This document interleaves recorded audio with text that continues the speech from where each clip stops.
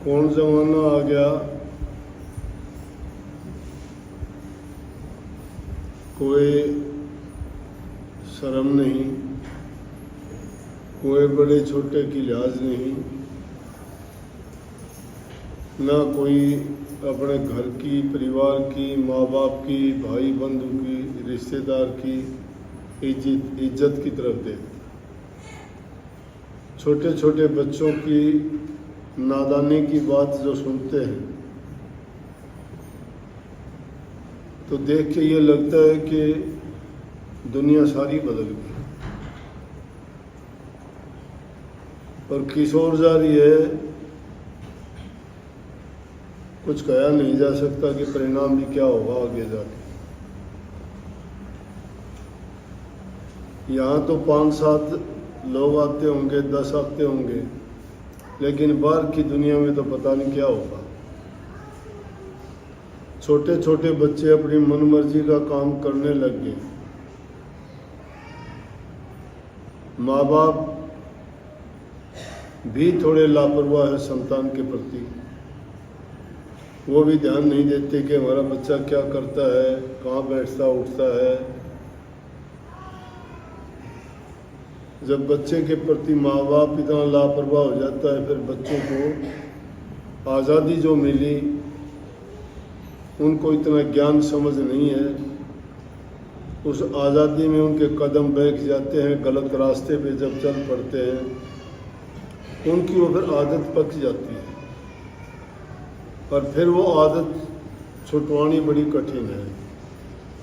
आदत चाहे किसी चीज़ की हो, मैं ये नहीं कहता, बुरे कर्म की, पाप कर्म की आदत चाहे इंसान को खाने पीने की पड़ जाओ। मिठाई खाना अच्छा है, लेकिन मिठाई खाने की आदत पड़ जाए, किसी को चाय की आदत पड़ जाए, वो भी नशा है। आदत होगी, वो आदत पकते पकते ऐसी पक्की हो जाती है कि फिर अगर छुटवाना चाहें तो तिलमिलाने लगते हैं, छोड़ते नहीं। कितने बच्चे मैंने तड़पते देखे और पूछा कि भाई क्यों ऐसे कर रहा है, इसको क्या बीमारी है? बोले नशा करता था, आज नशा इसको नहीं मिला तो ये तड़पता है। कि नशा करने वालों को वो चीज़ अगर नहीं मिलती है, कोई अफीम खाता है, कोई सुल्फा गांजा पीता है, कोई आजकल तो पता नहीं क्या क्या बताते हैं कि इंजेक्शन भी लगाते हैं, कोई कहता है कि कागज़ पे पता नहीं धर के उसको मुंह से खींचते हैं। ऐसे ऐसे नशे उनकी आदत पड़ जाती है। माँ बाप सोचते मेरा बच्चा जवान होगा, बड़ा बन के हमारा दुख दर्द बांटेगा, बुढ़ापे का सहारा बनेगा, कुल परिवार खानदान का नाम ऊंचा करेगा। कहाँ से ऊंचा करेगा? वो गलत संगति में, गलत बच्चों के साथ बैठने से बुरी आदत लगा लेता है, फिर मजबूर हो जाता है और फिर ऐसी दुविधा में पड़ता है, ना तो छोड़ पाता है और माँ बाप की तरफ से भी उसको फिर शर्म आती है, समाज में मुंह दिखाने लायक नहीं रहता। या तो सुसाइड कर जाते हैं, या उस नशे में दुर्घटना में मर जाते हैं, या वो जानबूझ के कोई और ऐसा काम कर लेते, या फिर कोई चोरी डकैती के उनमें फंस के वो जेलों में ज़िंदगी कटती है, या आपसी झगड़ों में कोई शरीर से उनके अंग भंग हो जाते हैं, कई मारे भी जाते हैं, खानदानी दुश्मनी हो जाती हैं। किस चीज़ के कारण? थोड़ी सी गलती के कारण, थोड़ी सी लापरवाही के कारण। अब छोटे छोटे बच्चों की शिकायत लेके आते हैं, माँ बाप भी मजबूर हैं बेचारे, क्या करें। जिस बच्चे को पैदा करके पाल पोस के बड़ा किया, खुद ने कष्ट और दुख उठा के अपने बच्चों को अच्छे से अच्छा खाना दिया, अच्छा पहनने के लिए दिया, उनको शिक्षा के लिए स्कूल भेजा, जो चीज़ उन्होंने कही वो सारी पूरी की, लेकिन उन बच्चों ने माँ बाप की तरफ नहीं देखा।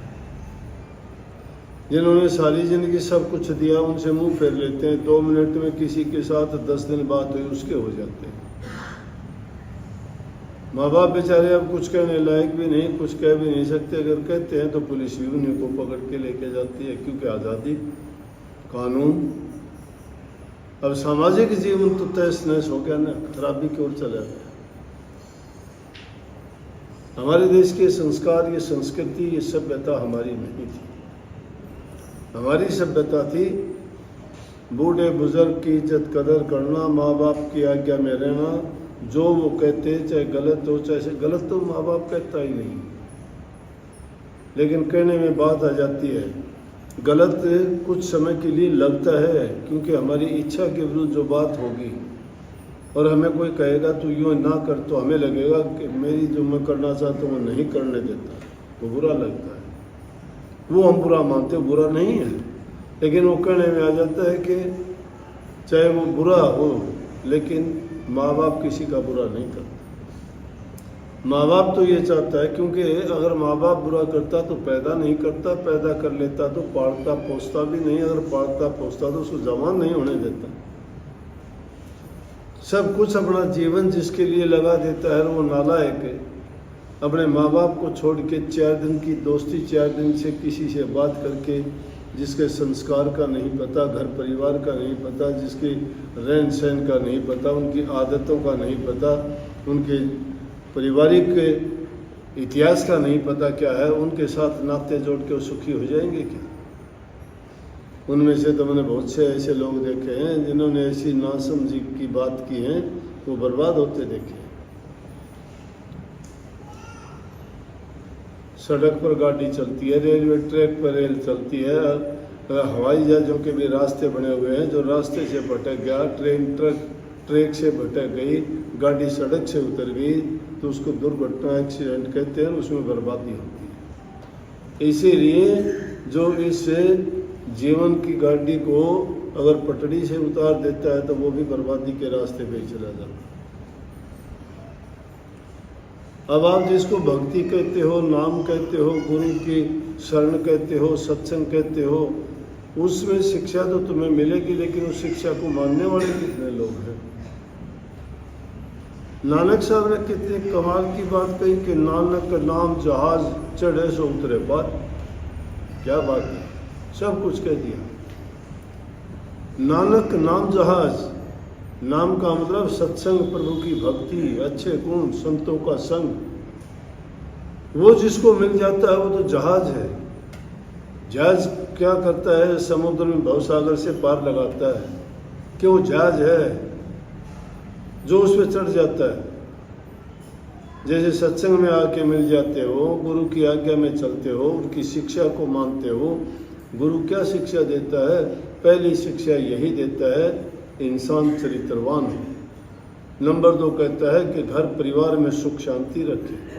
नंबर 3 बात है, बूढ़े बुजुर्ग माँ बाप की, बड़ों की इज्जत और कदर करें। चौथी चीज़ है पर उपकार और पर हित, अपने दिल में दया का भाव रख के सबकी मदद करें। तन से, मन से, धन से जो किसी की सहायता कर सकता है वो करे। उसका दिल कोमल होगा, उसके दिल में दया होगी। जहाँ दया है उसके दिल में प्रेम भी होगा, जहाँ प्रेम है वहाँ भक्ति होगी। और वो इंसान किसी का बुरा नहीं कर सकता, किसी का दिल नहीं दुखा सकता। और जिसके अंदर ये गुण आ जाते हैं वो ये तो प्रभु की भक्ति कर सकता है। जो गलत रास्ते पे चलेगा, माँ बाप को तो गालियाँ देते हो, माँ बाप को घर से निकाल देते हो, या माँ बाप को छोड़ के तुम घर से निकल जाते हो, कितनी बुरी बात है। जिनके साथ तुम रहते हो वो साथ तुम्हें 2 दिन का दे देगा, 4 दिन का दे देगा, 10 दिन का दे देगा। कागज़ के फूलों में खुशबू नहीं होती कभी भी। अगर उसमें कुछ खुशबू वाली चीज़ डाल भी दी तो कुछ समय के लिए रहती है, फिर उड़ जाएगी वो खुशबू। तो जो कुदरती है वही खुशबू है, सुंदरता वही सुंदरता है जो प्रभु ने आपको बख्शी है।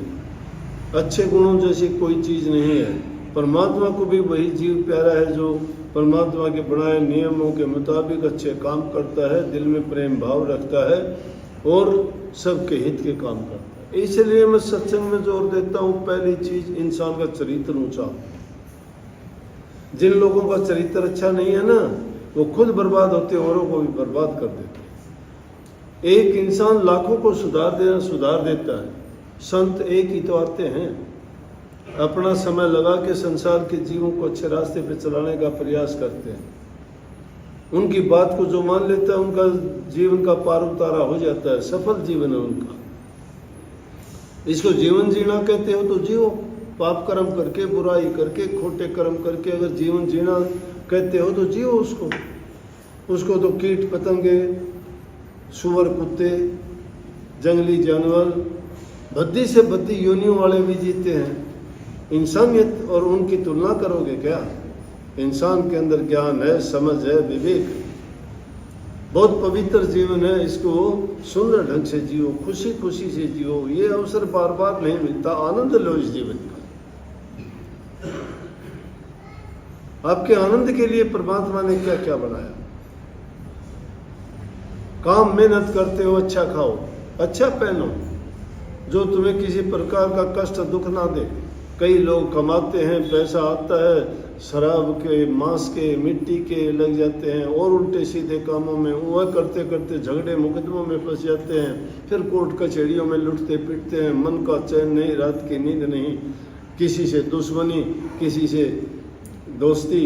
आदमी आधी बार तो दुखों से काटता है, सुख का तो कहीं चैन है ही नहीं।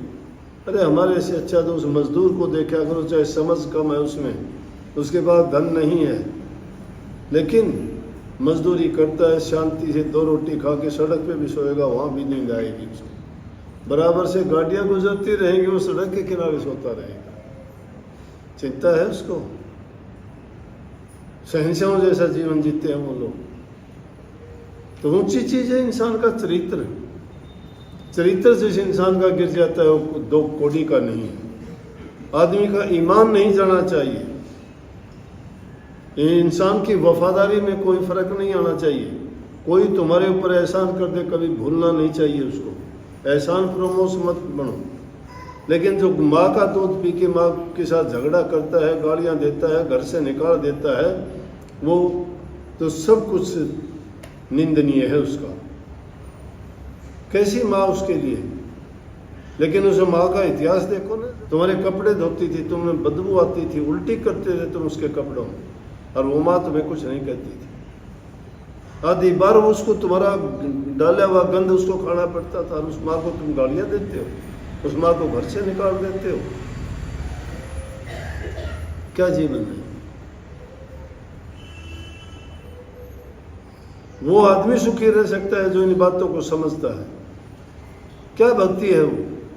क्यों तुम मंदिरों में जाते हो, क्यों मस्जिदों में जाते हो, क्यों सत्संगों में जाते हो, क्यों गुरुओं के पास धक्के खाते हो, कहते हो गुरु के, जाते हो मंदिरों में, दान पुण्य करते हो, तीर्थों पे जाते हो, बड़ी दया दिखाते हो, बड़ा दान पुण्य करना दिखाते हो, बड़े भंडारे लगाते हो, लेकिन घर के देवता तो तुमने दुखी कर रखे हैं। पिता के समान कोई देवता नहीं, माँ के समान कोई देवी नहीं, दोनों देवी देवताओं को तुमने रुष्ट कर रखा है और दुनिया के पाप पूजते फिरते हो। घर के संकट प्यासे मरते हैं, दूसरों को पानी पिलाते फिरते हो। ऊंचा चरित्र जिस इंसान का होगा, जिसके नसों में असली खून होगा, वो आदमी किसी को दगा नहीं देगा, धोखा नहीं देगा, कपट नहीं होगा, लालच नहीं होगा, स्वार्थ नहीं होगा। उसके दिल में प्रेम होगा, भक्ति होगी, शांति होगी। वो आदमी दूसरे का हित कर सकता है, कोई दुश्मनी नहीं, कोई ईर्ष्या नहीं उसकी किसी के साथ। लेकिन जिनके दिलों में ईर्ष्या होगी वो कभी अच्छा नहीं सोच सकते इन बातों के बारे